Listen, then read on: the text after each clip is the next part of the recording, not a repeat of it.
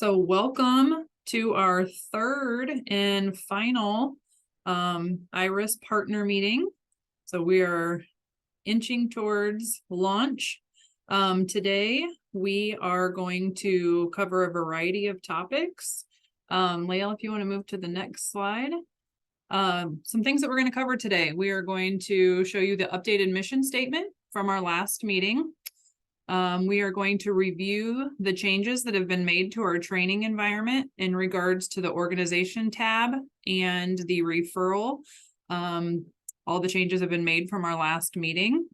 And then we are going to establish our community standards. We're going to talk through what those might look like for us. We're going to talk about client consent and other data governance needs. And then we're going to give you a timeline and some dates for things that we need to accomplish before we move forward to launch. So the mission, this has been revised. If everybody wants to take a second and read through that, I think we were able to capture everybody's suggestions from the last meeting, but we have changed it to provide the ROE26 region with a streamlined referral and intake process to support social service agencies in connecting community members to resources while working to increase the enrollment and retention in early childhood education and care programs. How does everybody feel about that mission?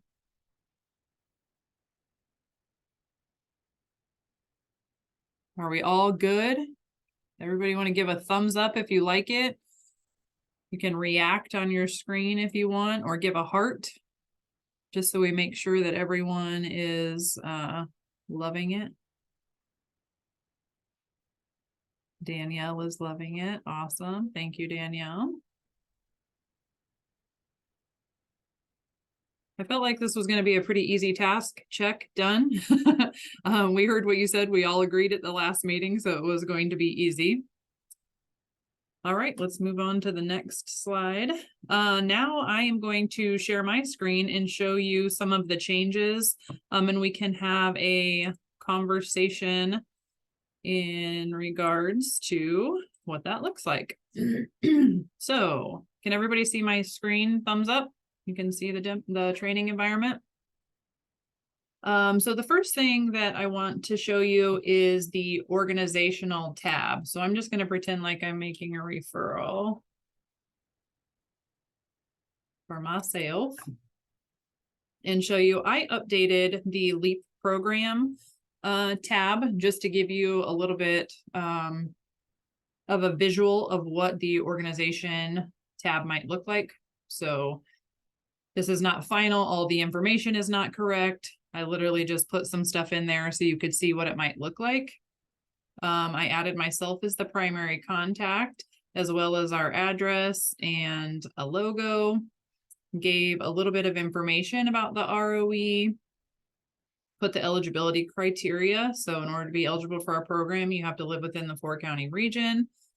I selected some service tags that would apply to the services that we provided. Added the counties served and added a link to our Facebook page.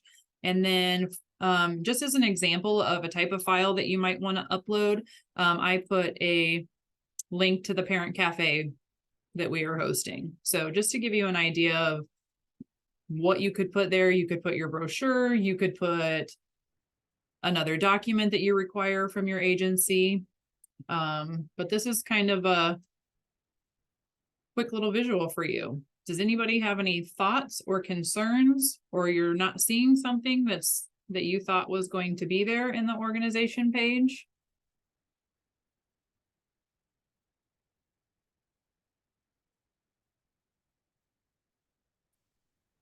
Everybody's so quiet this morning. The chat. There's a chat question. Let's see. Can there be more than one file uploaded? Mary or Catherine, can you answer that? Because I don't know. Yeah, sure. Yeah. If you guys would like that, then we can definitely make it so that there are more than one files to be uploaded. Do you think that's a need? Because I don't see any problem with allowing multiple files to be uploaded there. I think that's a need for Okay. the early beginnings program. I would like that. Yeah, how many do you think you would all like? 2, 3? Hmm. I'm kind of thinking like 3 to start, and then Yeah, I agree. we can evaluate later on if we need more. Okay, absolutely. Yeah, we can do that for you. Any other thoughts about the organizational page? I keep calling it something different. Page, card, the organization box.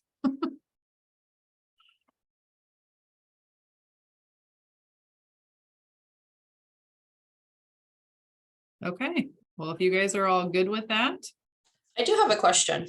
yeah. So for us, we have 2 other counties that are not on our section of the IRIS, but they would be in the Adams County. Can we put them on there even though they're not? How would we put them on there? So you're saying that you're in the Adams County Iris? Well, the other 2, so we're at Pike County and Brown County, so they'll be in the Adams County IRIS. Uh-huh. Can we just put them with our service area as well? Just so I'm understanding correctly, are they already members of the Adams County Iris, or would you like them to join the Adams County Iris? We're starting with Hancock first because Okay. it's one county and then the other 2 will be together. And once we get done with Hancock and get, everything squared away, then we'll add them later. But I didn't know how that would work if we go ahead and put them with Hancock that were in those other 2 counties. I think what we had discussed, Catherine, this is one of the changes that we made this week, was that in our counties served, we made it a text box on the organization page, so you could list all of the counties that you serve there. Okay, But on the referral form, it's going to say which county does the person live in, and then only you will have a drop-down menu or a checkbox. I can't remember which one it is before we get in there, and you'll only be able to choose the one of the 4 that's in our region. okay, that's what I wondered. Yep, so you can definitely, yeah, we made it a text field on the organization page because we know that there are some organizations that have 8 counties or 10 counties or whatever. They serve a lot bigger area than we do. But we wanted to be able to be specific on the referral to make sure that the people were in the county in which we're working. If that Okay. makes sense. Nope, that'll work. That answers my question. Thank you, ladies. Yep. Paige in the chat says, can we upload PDF files too, or is it, just for image files? I don't think there's any restriction on the type of file that you upload, so you can upload anything that you want. We make it so that there are no restrictions on the type of files uploaded. Yep. Yeah, I just grabbed that first one, sorry, but that's a good question, Paige. Thank you. Any other questions about the organizational page? One thing that I want to do, I do want to point out is the way that I named my program. So later on today, we're going to be having discussions about things that you need to think about in your organization. And that is whether you want to set your organization up as one program. For example, we would just be the ROE and all referrals would come in on that one card. Or if you want to have multiple cards and divide your programs out within your organization. The ROE is going to have separate cards for each program that we have.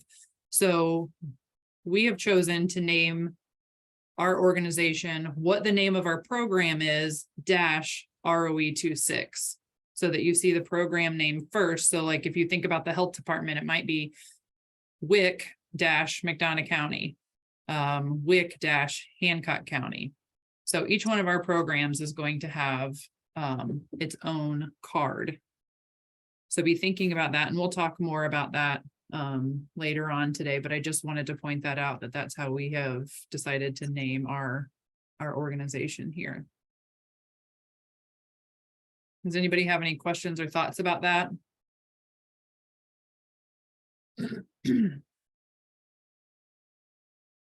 Okay, I'm gonna go ahead and close this, but if you have any questions about the organization tab, we can come back to it and look, but I'm gonna move on to the referral. I'm gonna pretend like I'm making a referral to the ROE and pull up the referral page.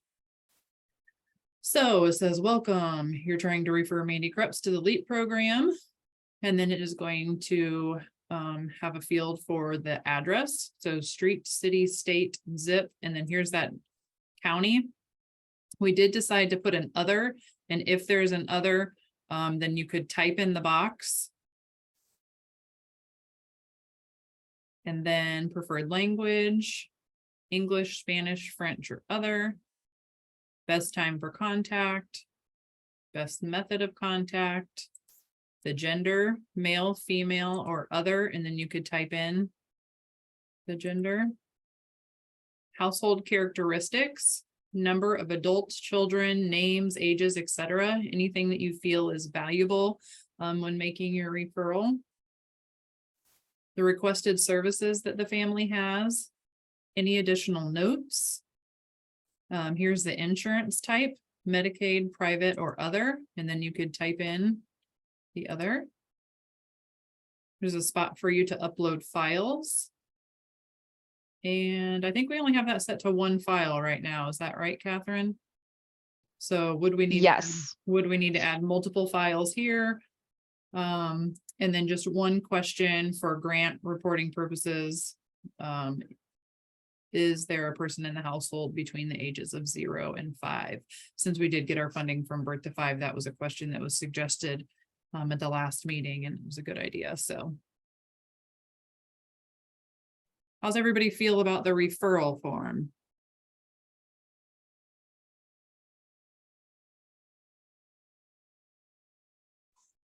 I have one suggestion. Okay, On the insurance part, can we add Medicare as one of the drop-down options? There's a lot of people that we have as clients here that get Medicare and Medicaid confused. yep. But other than that, everything else looks good for us. Okay. Does anybody else see anything that won't work for them and their organization? I mean, it'll work for us. It's just something that, I mean, people get confused between Medicare and Medicaid. Yeah, definitely. I agree. I do sometimes. I always say the wrong word. I know what I mean, but I always say the wrong thing. And maybe if we could put like a little hint that specifies and identifies which one is which for other people that aren't familiar with them. So like something in parentheses after each one. Yeah. Whatever, would be the best, whatever helps you, somebody identify the two of them. Okay. I'm sure we I know can it's- make it so that there's some like help text, like smaller help text under that question, if that would be helpful, like little definitions. That would Does work. that sound like it would work? Okay, Yeah. perfect. Yeah, I mean, whatever is the easiest and simplest, but that way, we can still make sure that people aren't getting them confused. Yeah, that's a really good suggestion. So thank you. Anything else? Again, these aren't set in stone forever. We'll be talking today in the community standards about how often we'll meet and revisit the referrals and the referral processes and talk about successes and frustrations and things like that, and how we will handle changes. So I feel like this gives us a really good starting point to be ready for launch. And then if we notice something later on, we can always go back and make changes. And then Mandy, just to clarify, did you also want to add 3 upload file options for the referral form as well? What does everybody think there? Do you think there might be times where we would need to upload multiple files through the referral?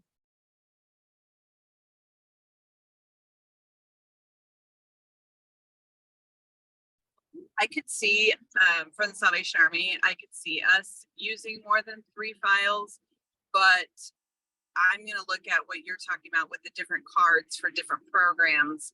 So if we split it into our different programs, then maybe we wouldn't need more than 3 if it's broken out like that, if that makes sense. Yeah. For us, Sarah, I think it's going to be helpful with adding users and notifications and things like that to be able to separate our programs. So not everybody has to get everything. And it would make it less confusing for people looking for specific services, I think. But yeah, I think, Yeah, no, as you're talking, that's what I'm thinking, that it would, like, for us, for our different programs, it might be easier just to break it out separately. That way, if somebody's looking for something specific, it's easier to navigate to. yep.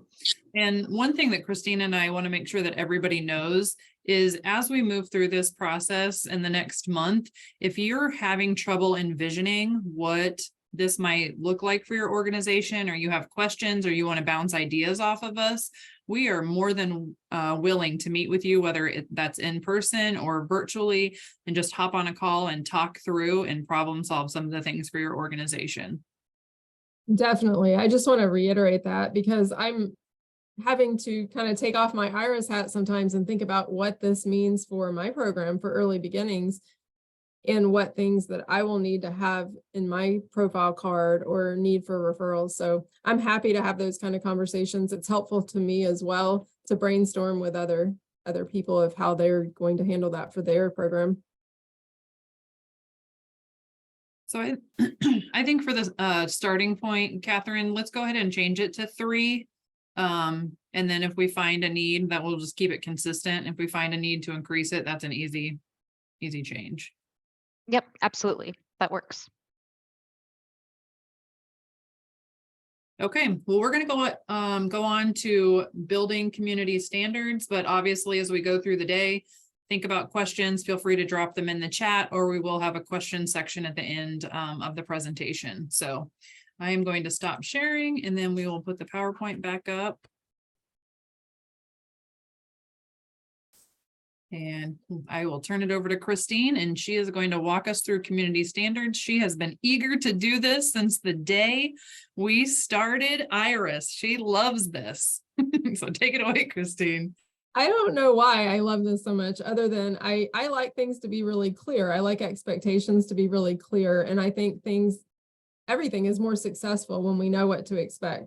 So like Mandy said, the purpose of today's conversation was to develop some shared expectations that will guide us in how we use Iris in our community. And then once we agree to the set of community standards, these will be stored, they'll be accessible to all of our Iris partners. And that doesn't mean they can never change, right? Because we talked about having, meetings regularly that we can go over, things that are working and things that aren't working. So the first thing we need to decide on that will be in our community standards is what is our community vision. This is something that will briefly describe the change that we want to see in our community and kind of address our why, like why are we using Iris? So I kind of thought of this or that, like we could use our mission statement as our vision. We all work together to create that, or we could develop a vision that we would put on our community standards. Can you go to the next slide, Lael? This is an example of a vision statement another regional office is using. It's very different from our mission statement. So everyone benefits from a healthy, thriving, well-connected community that values all of its citizens. A centralized and coordinated referral system like Iris can help eliminate many of the barriers that prevent families from engaging with services that are available to them. And well-connected organizations can benefit from the increased ease of identifying clients who are interested and eligible for their services. So we can kind of decide together, do we want to have a vision statement like this? Or do we want to use our mission statement for our vision and our community standards?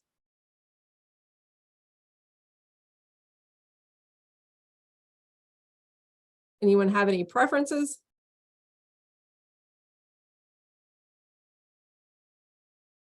You're muted, Mandy. I like this one.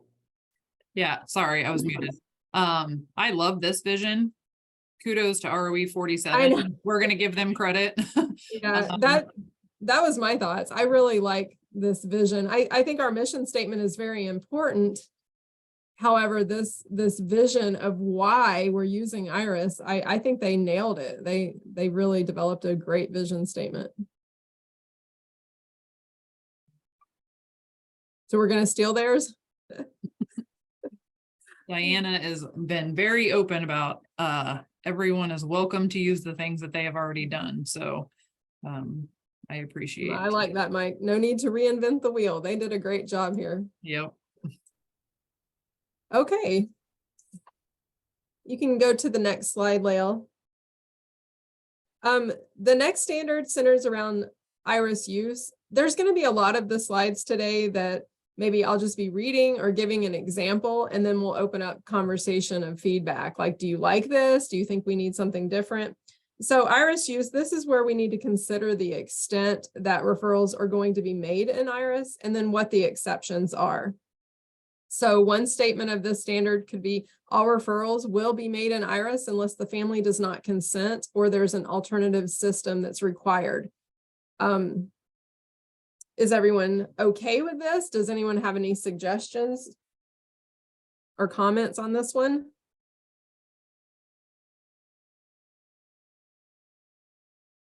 Pretty self-explanatory. Looks good. Okay. All right, well, we can go ahead and move on to the next one, Leo.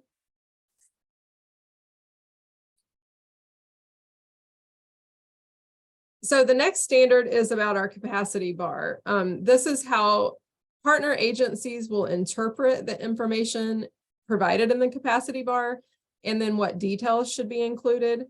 So here, this part's pretty easy, you know, green, accepting referrals, red, we don't have the capacity right now, orange, maybe situational or conditional. So some things that we need to think about when it comes to this standard is how often are programs going to be required to update their capacity bar? Some example wording would be, you know, organizations would be prompted to update their capacity bar on a weekly basis. Also, what should we include in the capacity notes? Maybe we should include if multiple counties are served, you know, the capacity notes would indicate which county's capacity is full. The capacity notes would also be a great place to indicate if there's any temporary closures, like if a program is not open during the summer, they can note that in their capacity notes field rather than just put their status as red. The thing that we would need for an agency at mental health is we would need the option to note substance abuse outpatient, mental health outpatient, or psychiatric services. So I don't know if that is going to be a note section where we can note, you know, which one has a waiting list or how that would work. So But what you're that's- saying is some of your programs would have availability, however, others might not. So that needs Yes. to be noted. Yes. And what do you guys suggest, Mary or Catherine? Do you think that that is something that would just be noted then in the capacity notes, or should they have different profile cards for those different services? that's what I was just gonna say. Had they thought about having for each different service that you have a different card, and then you could make your capacity bar specific to that, that need. I haven't yet. This is all on me. So I'm trying to figure out which is the easiest for me to get it to work. Because once I get Hancock up and going, I will also be doing Pike and Brown. And then I might push them off to somebody that's in one of those two counties for them to maintain. But I probably will do that for our 3 services here. And I might specify down and even do a 4th card. But that'd probably be the easiest, I think, for us. Yeah, and then you can choose who gets the referrals for each one of those different services. So, you know, if you have 4 different people or 3 different people that receive those referrals, they can go directly to them, and then you can be copied in on that, or That way, everybody is not getting all of the referrals for all of the services. I know when I work with, like I support truancy. And so one of the complaints from truancy staff was that they were getting all of the referrals through a different program, and that was very overwhelming to them. And so we can make it very specific to their program and not inundate their inbox with things they just need to delete. I think you make the user happier.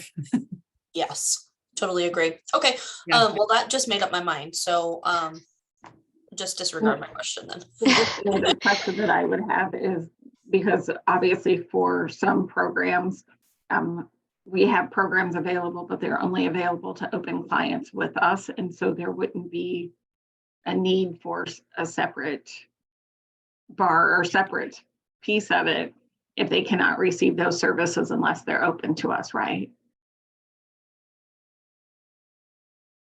If I'm Am I understanding making sense? correctly, I think that sounds right. The only caveat, Maggie, is that there are some organizations that use Iris for internal purposes. So if you want to make internal referrals among yourselves or programs within your organization, you can do that. But if that doesn't apply to you, then yes, whatever works best. But we can certainly have more conversations about that. Did that answer any questions for you?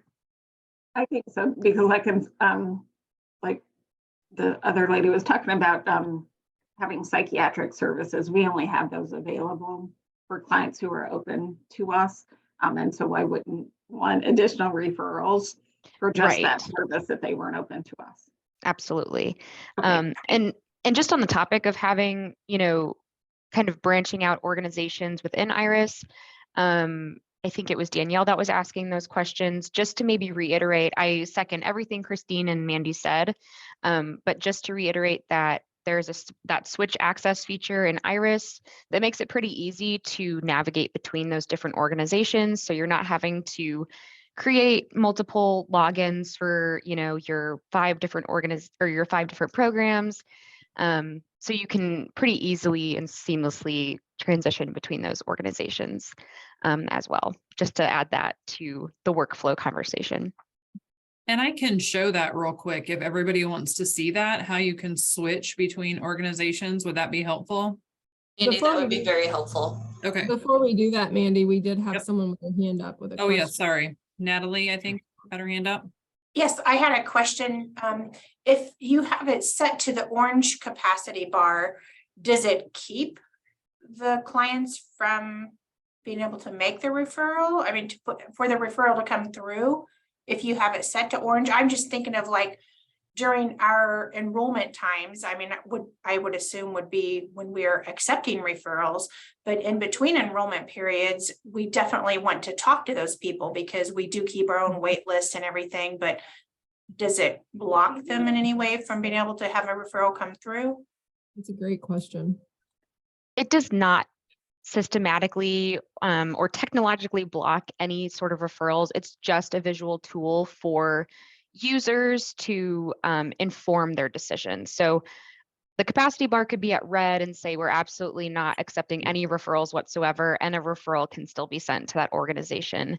It's just for the individual's knowledge to help them make an informed referral. Thank you. Good question. Okay, so I logged back into the training environment. And so when you have multiple organizations that you're part of, you can see that I'm in ROE 26, collaboration training, community food bank.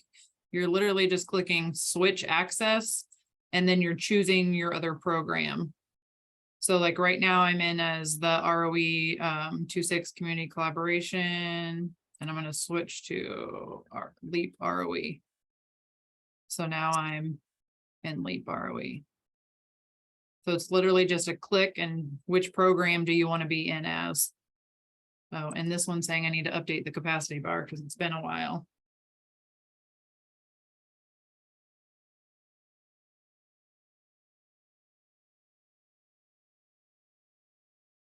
And so now I'm in as the health department.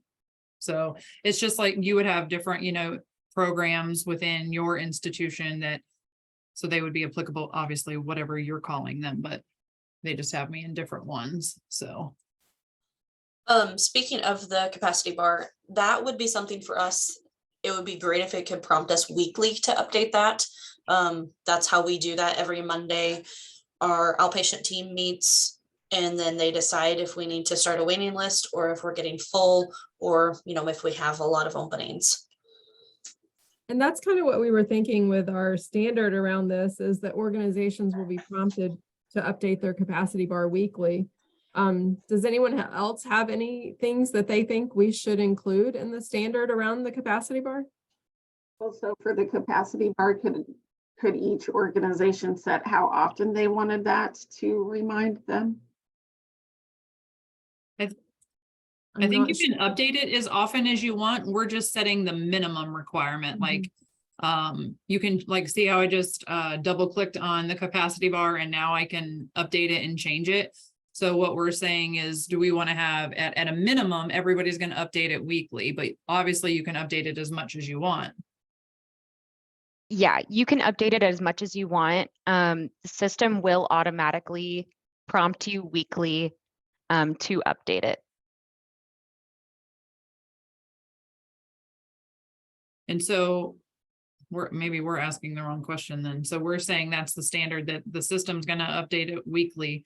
So, or prompt you regardless to update it weekly.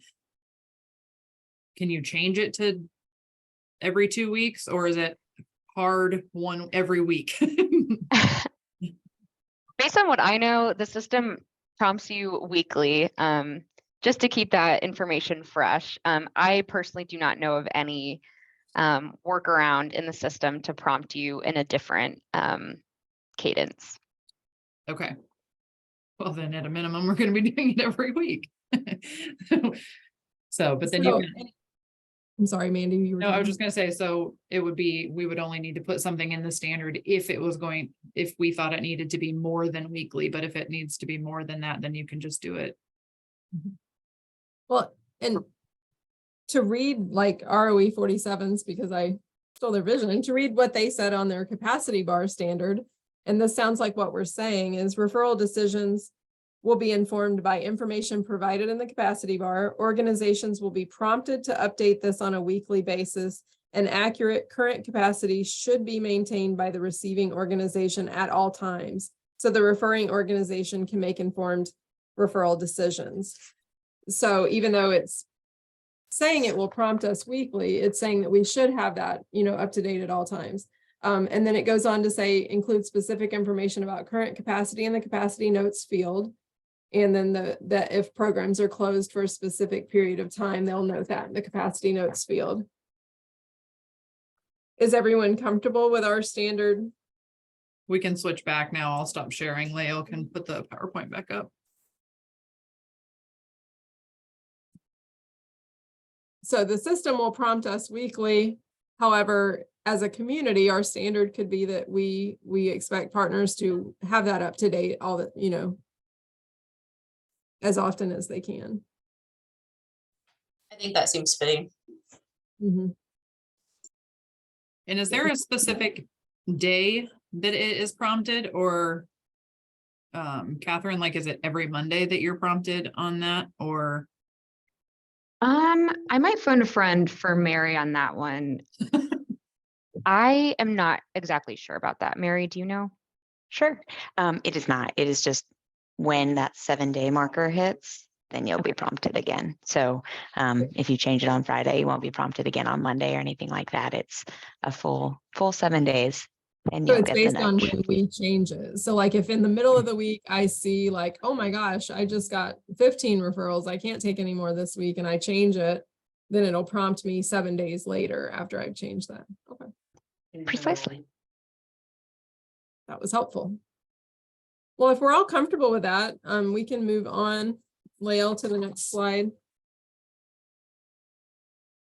The family profile standard, this really is concerning the best practice for eliminating having duplicate profiles. So this standard will just say, to avoid these duplicate family profiles, users will search for a family before creating a new family profile. It's pretty clear and straightforward. Does anyone have any anything else they think needs added to that or any concerns with that standard? One thing I just wanted to clear up for everybody on the call is I got an email this week thinking that an organization had to upload all of their clients at one time into the system. And you do not have to do that. You're literally just gonna search or create the family profile when you're making the referral. It's not, we need consent from all of our people right now, and then we batch load them. It's literally just each person one at a time when you're making those referrals. Yeah, that was helpful because I do think a lot of people probably have the same concerns, you know, they hear the information and they're not quite sure what that's going to look like at launch. So Yeah, so at launch, we're gonna be all adding probably a family profile every single time that we're in there. But after we've been using it for a year, you know, we may start to see where we don't need to add that family. So. And maybe it won't be a year. I mean, that was just to throw it out there, but yeah, we'll be adding them all the time at first, and then maybe not so much as we move forward. okay, I think we're ready for the next slide, Leo. Each organization will decide on their own consent procedures, but this statement is our overall standard around consent. The method of consent for referrals made through IRIS will be decided at the organization level. It is the expectation of community partners that each user does obtain appropriate client consent before initiating a referral. And organizations are responsible for updating their current consent methods to include language explaining the use of IRIS. And that is simply like for my program for early beginnings, we already have our release of information and participation agreement. So what I will likely do is add IRIS to that. So when I'm enrolling a family, I'm explaining to them at enrollment that when I make referrals on their behalf to other agencies, maybe the preschools that I'm transitioning their kiddos to, that I will make these referrals through IRIS. So that will be a checkbox already indicated on our participation agreement at enrollment, and families will sign off on that. But that is how I do that for my agency. Other people will do their method of consent differently depending on what they've decided at their own organization level. Does that make sense to everyone? We also thought, I'm sorry, what? I was just gonna say, we will also be providing you a tool at the end today to help you think through how your organization will gain consent, so. And the only other thing I was going to add is that in this standard, we may define, you know, the different consents and a little guidance there, like obviously written consent will be the preferred method when that's not able to happen. Verbal consent would be accepted. And then there's implied consent that, you know, each agency will have to decide at their own organization level which of these types of consent they are okay with. And I know that when it comes to implied consent, some people can maybe feel a certain way about that. So I just wanted to throw out like an example of implied consent, of how I know that someone else is using this already in IRIS, and that is through truancy. So it is expected that when a student is not maintaining good attendance, that the school has permission or is required to refer a student to truancy. And so it's implied that they're going to make that referral and they're using IRIS. So it looks different for each organization. You know, some obviously have to have written, or they have to have something, some other form, but in some situations, it may not be necessary. Does anyone have any concerns or anything else they would like included in the standard around consent?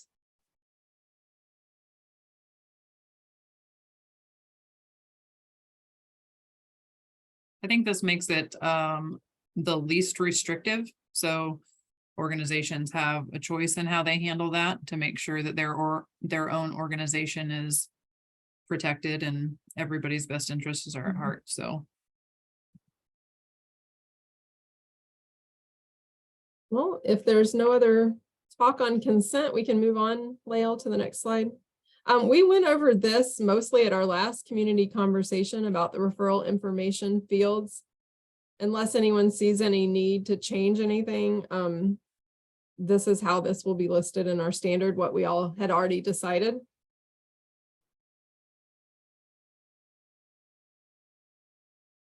Are we good? And then you can move to the next slide, Lael. So then we also need to specify how we define the status of a referral. So whether it's accepted, completed, like enrolled in services, or declined services, could not contact, other, and then rejected, and why: no capacity, or the services that were requested aren't provided. So this is how we thought we would lay out those definitions in our standard around referral status and outcome. I'll give you guys a second to look over that, and then, you know, speak up if you see anything that would need changed, or anything that maybe we should add that's not clear. For us, one thing that would need to be put in there somewhere would be, we don't accept their insurance. Oh, okay. So that would be something Under in the rejected. rejection. So maybe, with the other, I don't know if other could be a drop down. Or not a drop down, but like a text box. Text box. Mhm. Is that how that will show up, Mary Catherine? Yeah, so with whatever referral outcome you choose, there's going to be a text box to let you expand, regardless of what you choose. There will be a text box to let you expand on that decision. Mhm. Okay, great. perfect. and I just wanted to remind everybody, once we get these standards built, they're going to be embedded in our IRIS platform. So you'll have access to the community documents to look Mhm. over all the time when you're, because as we're new users, we're gonna be like, what does that mean again? So Mhm. those are always going to be accessible to you. And then they're also going to be on our IRIS website. So don't worry that you have to remember all of these things right now, because we're all going to be learning and Mhm. walking through this together. And I'm probably going to have it printed out and taped to my wall for a while so I don't forget things. So This will be a document that'll be accessible to everyone. And, you know, even if you just think about at your own organization level, as you have new staff or staff change, you know, somebody's responsibilities change, you need to be able to show them, you know, as they go through the training for IRIS, and then what our community standards are for using IRIS. Okay, I think we're ready for the next one, Lael. The next standard we need to decide as a community is what referral status is going to be used for a wait list. So an example here is referrals that are placed on a wait list will remain in accepted status until the family is enrolled in services or lost to follow-up, at which point then the referral would be marked completed. However, if another organization has the capacity to serve a family who has been waitlisted, then the family does not wish to wait, the waitlisting organization should complete the referral with complete or decline services. That's a lot of wording. Does that make sense to people? Does anyone have a more clear way they would want this stated? I like the way Mandy explained it to me the other day when we were typing this up. Put you on the spot, Mandy. Do you remember what you said? I was like, crap, what did I say? I don't remember. You typed this up and then Mandy like explained it in better English, and I was like, oh, I like the way you said that. I honestly don't remember. So basically, if a referral comes in, like say a referral comes into Early Beginnings, and I have a wait list, the way I understand this is then I will mark that I accepted the referral. I accepted them, right? But I put them on my wait list. However, if another organization has the capacity to serve that family, then I would then that would be marked as complete or they declined services due to being on the wait list and they wanted to go to another organization. Is there a better way we could be explaining this, Mary or Catherine? I know, I'm struggling with this one, guys, but Same. we don't typically have a lot of wait list. So But there will be organizations that do, Will, and yeah. and they're definitely gonna want guidance on how to, what status to put if they've put somebody on a wait list. So with us, we've done a wait list a lot since COVID. With what we do is we put them on the waiting list, and 9 times out of 10 they want to be on there, they want to hold that spot. Mhm. But when we call back, we either don't get them, or they've gone somewhere else. So I mean, we would accept it as an agency. I think it would fit us that, if we did, accepted it, but the client declined. Mhm.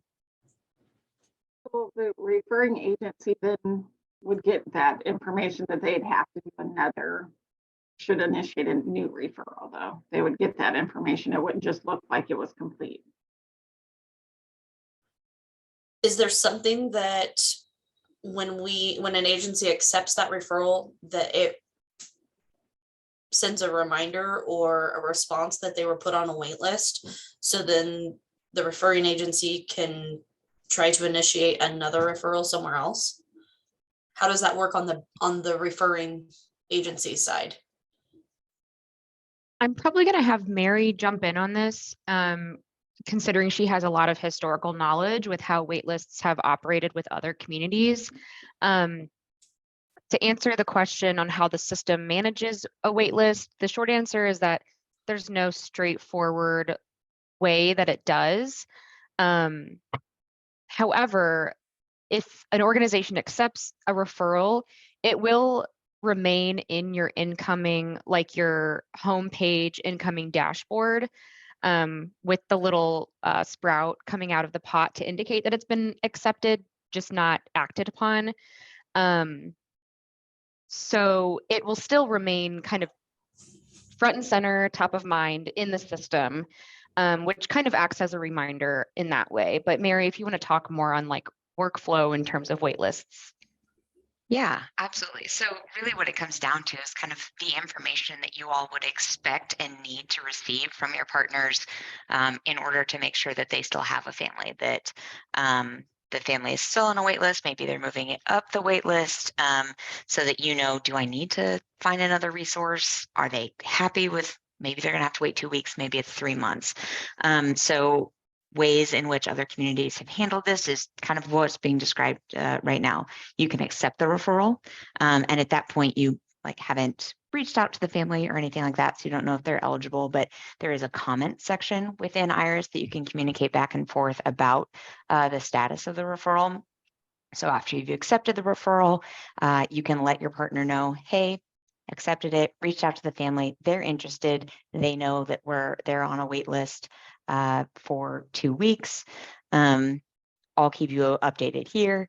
And so you can just continually update within that comment section until you're able to complete the referral, either because another organization is able to serve them, so they've declined your services, or ultimately they were enrolled in yours because they came to the top of that wait list. So some have included language within their community standards, like if a family is put on a wait list, you will update your partners biweekly. Just kind of the amount of time that you would expect to just be like, yep, I've still got them. They're on a wait list. Now it's a month, or now it's 2 weeks. So what kind of communication would you want and expect from one another in order to serve families? That all seemed, I mean, the way you explained it, the way that we would mark the referral, even if they go on a wait list and they decline, that would fit us. And that would be appropriate for us. I was just questioning because I don't want it to look bad on us, but I also don't want it to look bad on the family, if that makes sense. That explanation was really helpful, Mary. We had in the chat, someone kind of changed the wording a little bit, and I like this. I wonder what other people think. The standard would read, waitlisted referrals remain accepted until family enrollment or loss to follow-up, after which the referral is completed. If another organization can serve a waitlisted family and they prefer not to wait, the waitlisting organization should mark the referral as complete, decline services other due to waitlist time, and the referring agency should initiate a new referral to the alternate organization. That is beautiful. I know, right? Good job, Christy. Thank you, Christy. Then should we also include some wording like what Mary was describing, that maybe they're in our standard, we are requesting that partners update the referring agency, every so often about the wait list or The their status, prediction yes. time. Yeah. I think that should be included. Mhm. That way it I shows agree. the other partner that, Yeah. we're at least communicating and Mhm. they just don't go on a list and get lost. Right. I think that's important to include that also. I feel like every 2 weeks is reasonable, like, Mhm. it's not too much. Just Mhm. enough, like I'm thinking like manpower, if you have a really long waiting list. Mhm. I know with our team here, they meet every Monday during staffing and we'll know by afternoon, if we're 2 weeks out or a month out, or if we can pull some off. But not everybody, has that.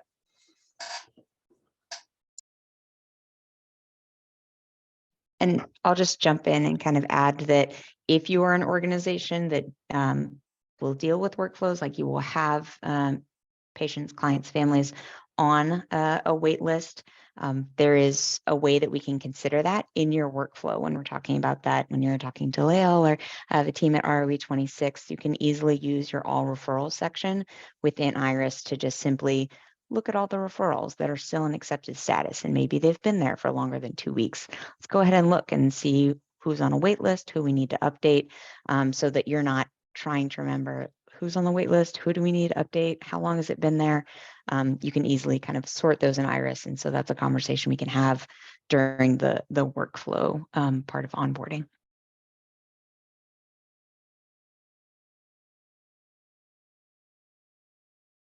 Okay, well, I think we have that one down. Thank you again, Christy, for taking that wording and making it make way more sense for all of us. Okay, we ready to move on to the next one, Lael?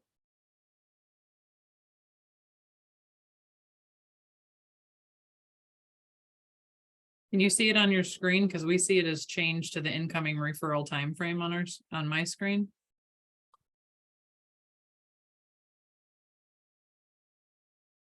Oh, I'm sorry. Yes, I Okay, didn't see that she had changed it.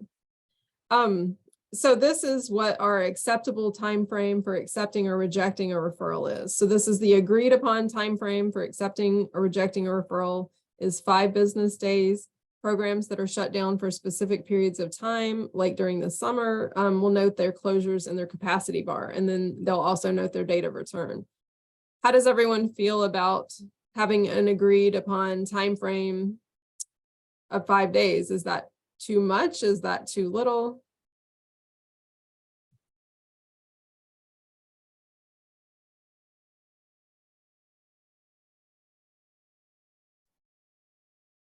I feel good about a week, 5 days.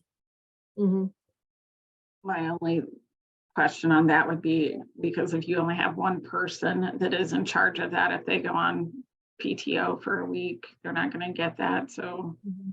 that's my only caveat to that. And I think in that instance, then you could note that with your capacity bar. Okay. You could change your capacity bar to closed out of the office for a week, and we'll accept or reject referrals when returning or something along those lines, however you would want to word it. Or like the orange status that's, conditional, maybe like if I knew I was going to be out of the office for 2 weeks and any referrals coming to early beginnings might be delayed, I would probably change mine to the orange and then just note I like that. that I'm accepting referrals. They'll just, during this 2 weeks, there'll be a delay in response.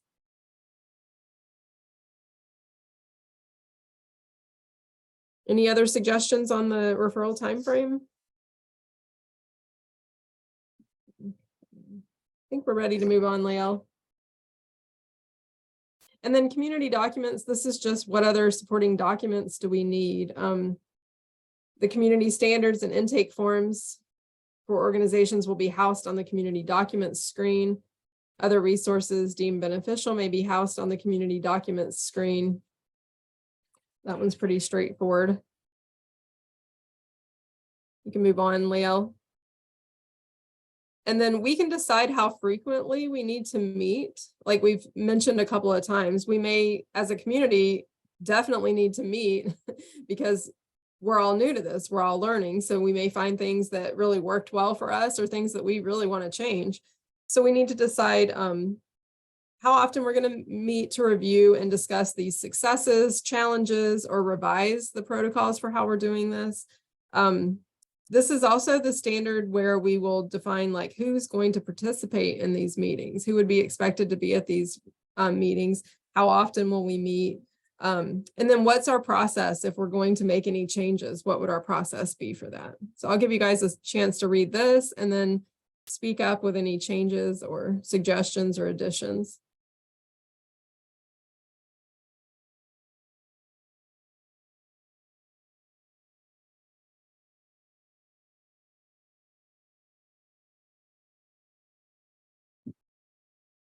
Any concerns with this or any suggestions for a change?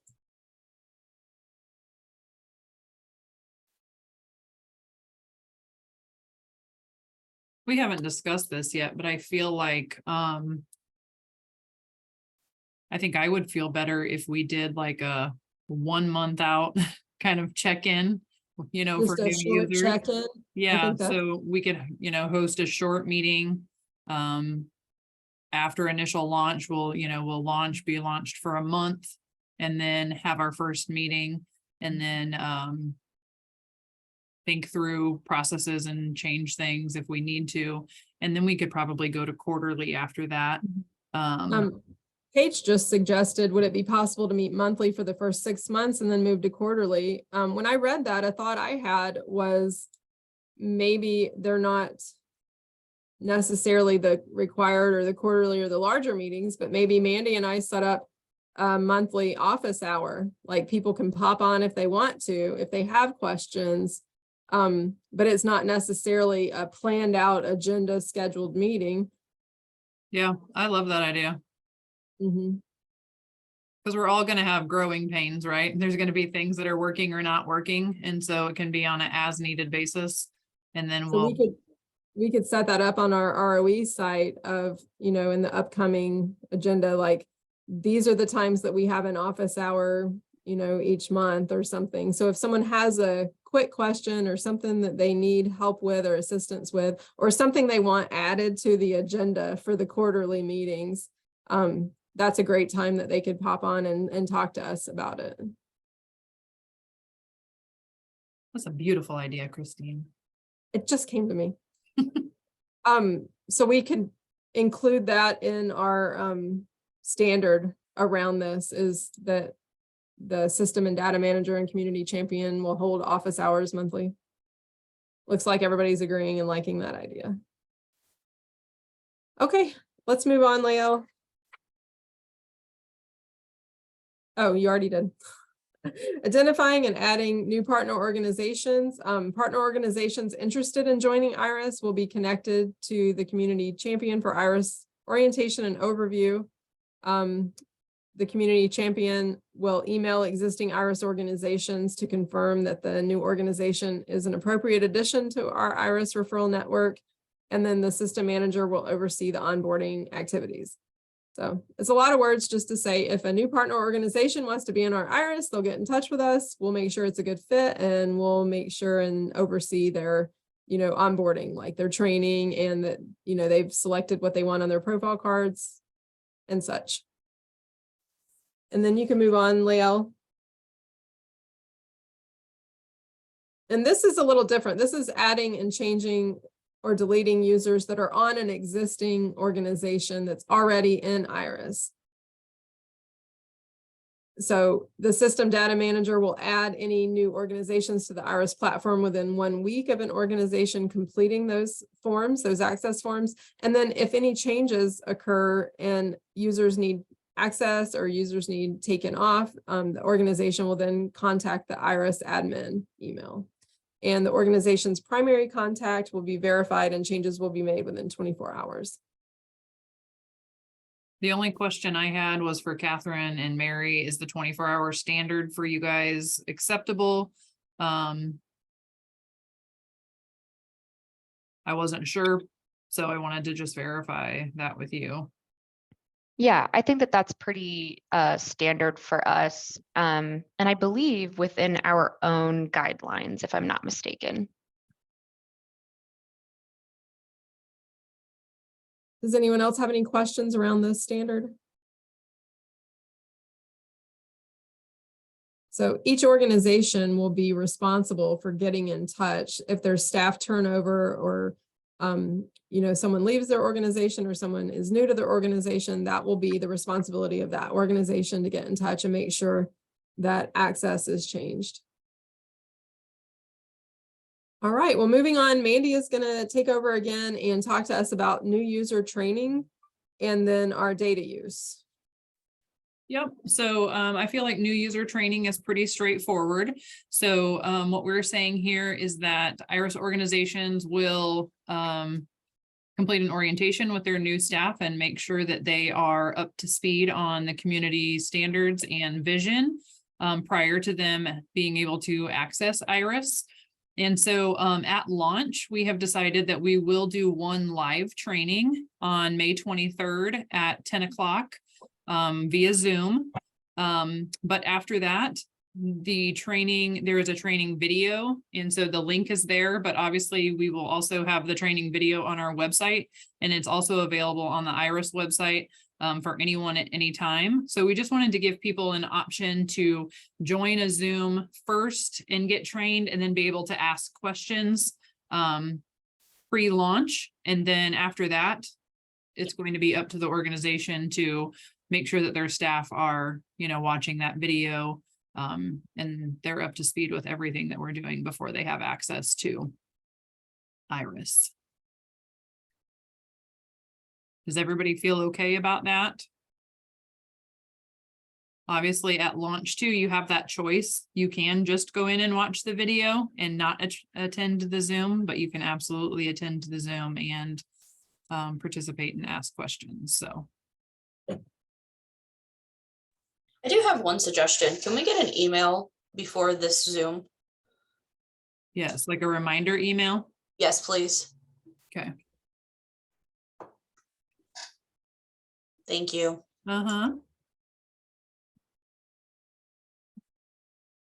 Okay, we can move on to the next one. Data use. So the main thing that we want to make sure that everybody is aware of is that each organization is only going to have access to their own organizational data. The only people that will have access to the global data will be ROE26 and IRIS themselves. So we're just agreeing to use this information in a productive way. So, and if there's an organization that needs more information or would like to have global information, then they're basically going to be requesting that information from ROE.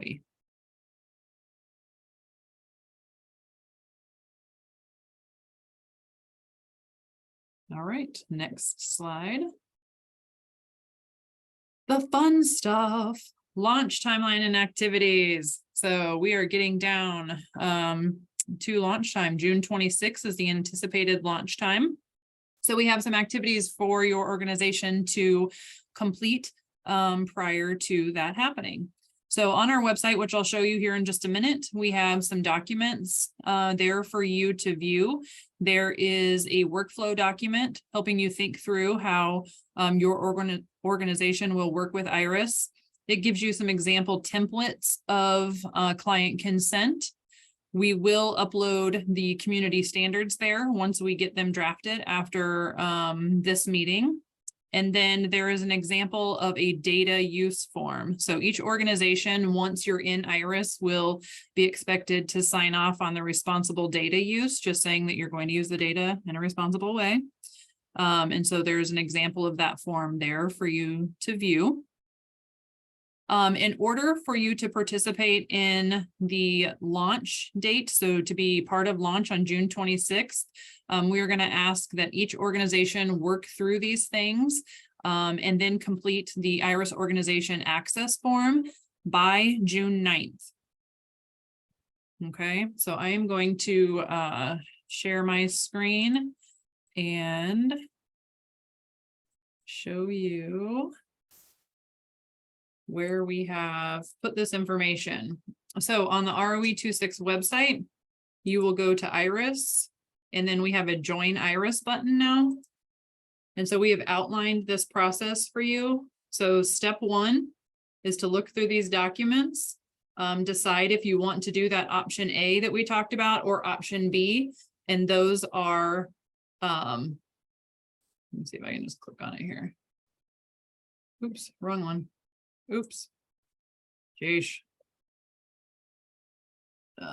Which one am I looking for? This way. Sorry. This. Oh no, it was literally working yesterday. So now I have to go ahead and fix that. Okay, well, it was there yesterday, so it's going to be a quick fix, but we will make sure that the workflows document is there. It was just a document showing you the difference between the A and B options there. So you're just going to work through these documents and think about all the different things that your organization needs to consider before joining IRIS. After you've done that, you're going to complete the IRIS organization access form. And so this is a electronic form that you'll be submitting. And so you will submit this form for each program card that you want put into IRIS. So if you are adding multiple programs, then you will complete this form multiple times and it will be submitted to us. But this is how we are going to gather all of your information and then upload it into the system.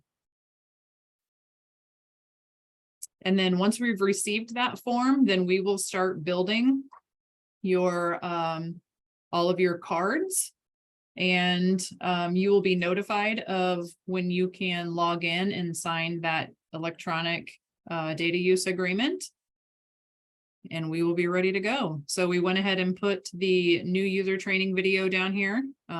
So if you want to go ahead and watch that, I think it's a good idea. Maybe if you even wanted to watch it before we did the live training, so you kind of came prepared with questions if you had time, but it's obviously not necessary. But we are going to do that May 23rd training at 10 a.m. to train everybody on how to use IRIS. Does anybody have any questions in regard to the next steps?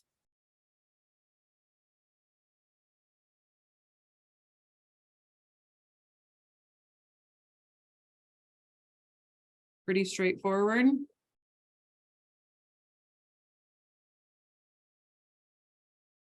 Any questions about anything that we covered today? A community standard question, the organization page, the referral page?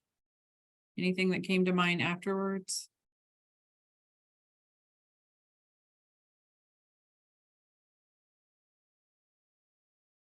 Oh, Catherine clarified in the chat.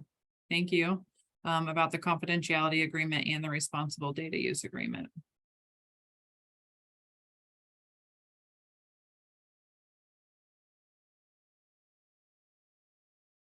All right, well, if nobody has any questions, thank you for joining us today. And we will be anxiously awaiting your organizational access forms, and we will get to work on building our platform. So thank you guys very much.